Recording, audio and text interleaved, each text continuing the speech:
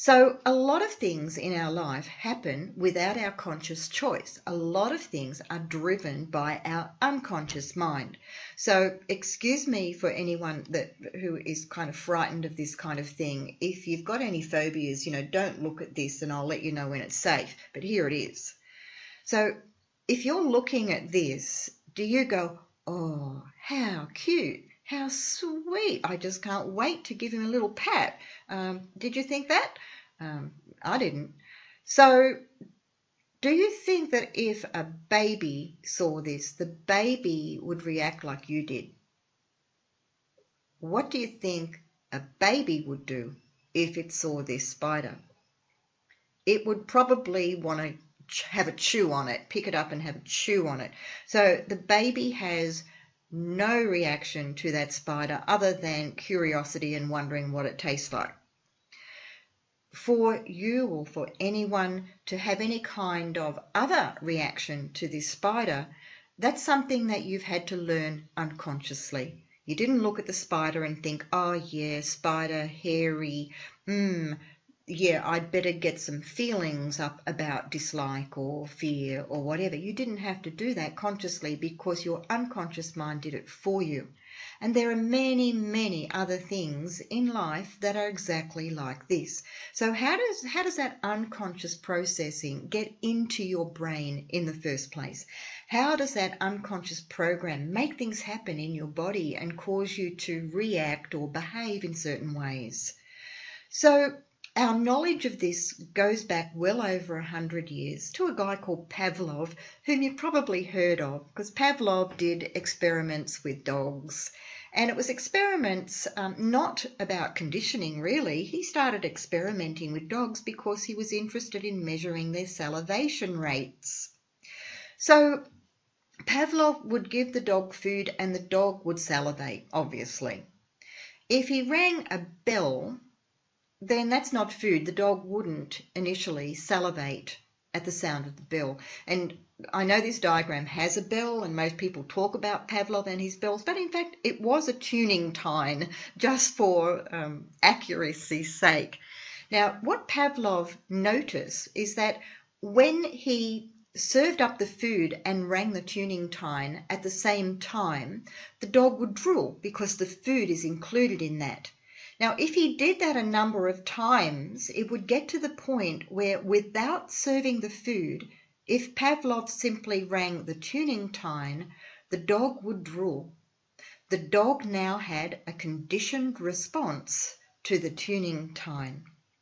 And this is very similar to what happens for human beings. And in fact, Pavlov reckoned that almost everything we human beings do is conditioned rather than as a result of free will, and this comes right down even to the way we think about ourselves, who we are, how we are in the world, what we deserve, what we don't deserve, all of our habits, all of our preferences, all of our beliefs and all of our values are in fact conditioned responses. Now the really interesting thing is Pavlov could certainly install these conditioned responses in the animals. But he did something that was even more important, and if only he had realized at the time, or if anybody had realized what he was doing at the time, it would have changed the course of human history over the last 100 years. Can you imagine that? So what Pavlov did is, apart from the tuning tine, he also used electric shocks linked with food so that the dog would salivate when given an electric shock.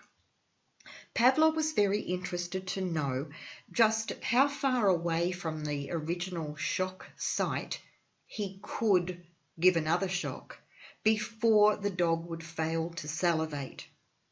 So as he experimented, he found that as he moved further away from the original shock site, the dog no longer salivated.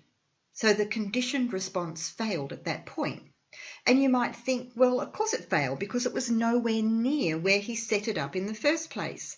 However, here's the interesting thing, and here's the whole point. When he went back to the original shock site, the dog no longer salivated. He had unknowingly and without realizing the significance eliminated very rapidly a conditioned response. And that's exactly what we'll be doing, but without electric shocks, you'll be pleased to know. So let's look at some of the science behind this. In our brains, we have a region called the thalamus just here. And the thalamus is very interesting because it's kind of like a gatekeeper.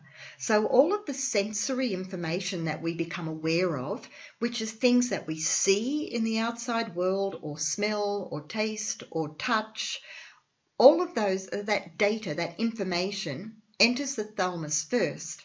And not only does that information enter the thalamus first, but even if we imagine that sensory information, it goes to the thalamus first. From the thalamus, it moves to the amygdala region and hippocampus, and those two are responsible for the formation of conditioned responses. From there, the information goes to the hypothalamus and then to the pituitary gland, which unleashes a cascade of hormones throughout our system, which drive our feelings, our urges, and our behaviours. So this is how conditioned responses actually form and are activated in the brain. They are not stored in the brain.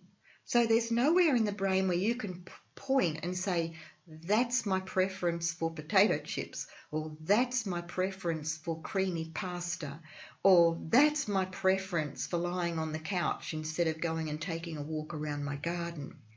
What has to happen is that conditioned response that you have, rather than being stored, actually has to be recreated every single time on the basis of some trigger or stimulus. So it has to be recreated, or as researchers call it, reformulated every time.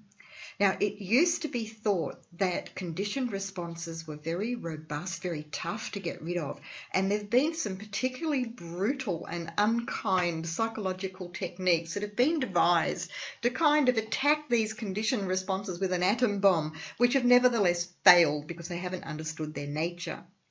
What we know is that conditioned responses are not robust, are not strong at all. They're incredibly fragile if only we know how to treat them.